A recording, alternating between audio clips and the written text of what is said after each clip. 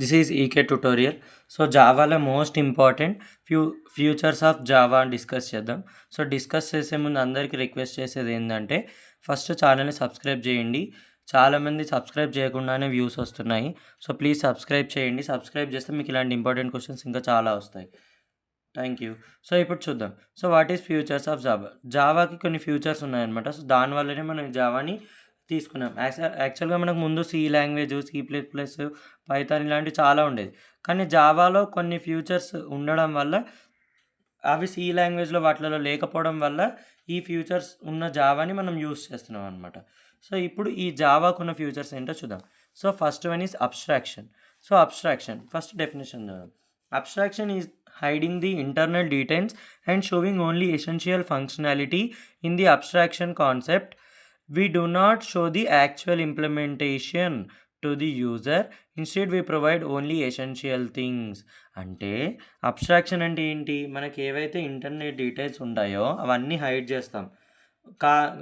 ఏవైతే మనకు కావాల్సిన ఫంక్షనాలిటీ ఉంటుందో అది మాత్రమే షో చేస్తాం అన్నమాట. సో ఏదైతే యూజర్ అనేది వాడికి ఏదైతే కావాలో essential things for the user we should provide that. We does not provide the implementation. ఓకేనా? ఇంప్లిమెంటేషన్ అనేది వాళ్ళకి చూపించము. సపోజ్ మనం ఇప్పుడు ఏదన్నా వెబ్సైట్కి వెళ్ళామనుకోండి, మన వెబ్సైట్లో మన డీటెయిల్స్ ఎంటర్ చేసింది మాత్రమే ఇప్పుడు మన రిజల్ట్ ఉంది, మనది మాత్రమే చూపిస్తుంది. అంతేగాని మిగతా వాళ్ళందరిది చూపిస్తుందా? వాట్ వీఆర్ ఎసెన్షియల్, మనకి ఏది కావాలంటే ఆ రూల్ నెంబర్ ఎంటర్ చేస్తాం, అప్పుడు మనకు అది కనిపిస్తుంది. సో అలా అనమాట అబ్స్ట్రాక్షన్ అంటే. Next polymorphism. So we'll see the polymorphism definition. So polymorphism is the process of defining same method with different implementation. The Java uses method overriding and method overloading to implement polymorphism. So polymorphism అంటే ఏంటి అంటే ఇది ఒక process అనమాట. So అంటే ఏంటి, ఇప్పుడు మనకు method nothing but function. So ఇప్పుడు 2 మెథడ్స్ ఉన్నాయనుకోండి. సపోజ్ నేను ఒకటి తీసుకుంటున్నాను, ఒకటి అడిషన్కి తీసుకుంటున్నాను, ఒక సబ్ట్రాక్షన్కి తీసుకుంటున్నాను అనమాట మెథడ్స్. ఓకేనా? సో అడిషన్ది తీసుకున్నప్పుడు మనకి ఏమవుతుంది, కొన్నిసార్లు మనం method overloading and method over riding use చేస్తాం అనమాట.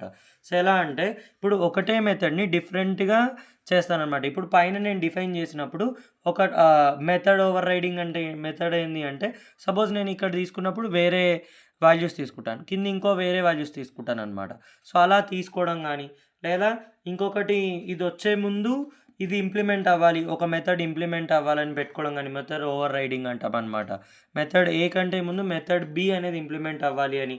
సో ఇలా డిఫరెంట్ ఇంప్లిమెంటేషన్ చేస్తాం అనమాట. సేమ్ మెథడ్ చేసేది అక్కడ అడిషన్ చేస్తాం, ఇక్కడ అడిషన్ చేస్తాం, కానీ డిఫరెంట్ వాల్యూస్ అన్నా, లేకపోతే ఇది ముందు ఎగ్జిక్యూట్ అవ్వాల్సింది దీనికంటే ముందు అది ఎగ్జిక్యూట్ అవ్వాలని. సో ఇలా యూజ్ చేసి చేయడాన్ని పాలిమార్ఫిజం అంటాం అనమాట. నెక్స్ట్ ఇన్హెరిటెన్స్ అంటే చాలా ఈజీ అనమాట. It is the process acquiring properties and behaviours from the one object to another object or one class to another class. The class which provides properties is called parent class and the class which receives properties is called as a child class. So inheritance అనేది ఒక process అనమాట. ఏంటి అంటే ఒక process అనేది అంటే ఒక class ఉందనుకోండి, ఆ క్లాస్ ఇంకొక క్లాస్ యొక్క ప్రాపర్టీస్ని, బిహేవియర్స్ని ఇన్హెరిట్ చేసుకుంటుంది, అంటే వాటి నుంచి తీసుకుంటుంది. లైక్ పేరెంట్ క్యారెక్టర్స్ ఎలాగైతే చైల్డ్కి వస్తాయో, ఇక్కడ పేరెంట్ క్లాస్ నుంచి చైల్డ్ క్లాస్కి వాళ్ళ బిహేవియర్స్, వాళ్ళ ప్రాపర్టీస్ వస్తాయన్నమాట.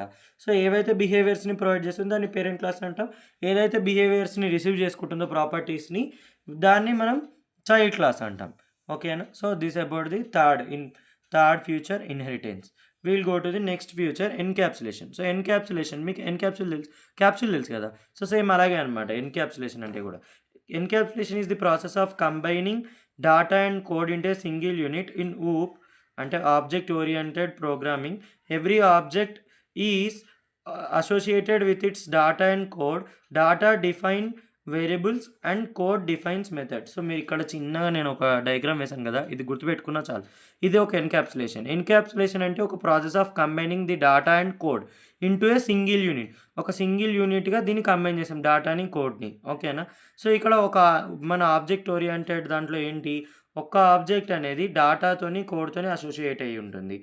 డాటా అంటే ఏంటి, వేరియబుల్స్ని డిఫైన్ చేస్తుంది. కోడ్ అంటే ఏంటి, మెథడ్స్ని డిఫైన్ చేస్తుంది. So that's it. ఇలా అనమాట మనకి ఫ్యూచర్స్ అనేటివి ఉంటాయి.